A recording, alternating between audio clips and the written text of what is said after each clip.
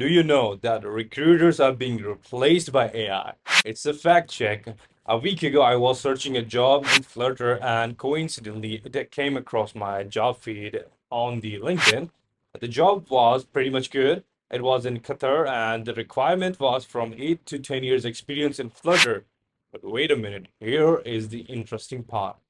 Do you know that Flutter was released in May 2017? And at this time of video, this is July 2025, which means Flutter has total age of 7.5 years approximately. So how can anybody can have 8 years of experience or 10 years of experience with Flutter? Because the Flutter isn't that old enough.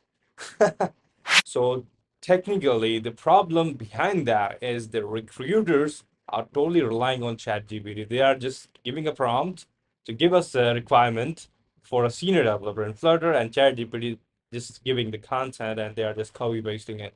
So recruiters aren't professional these days. So you better watch out for that.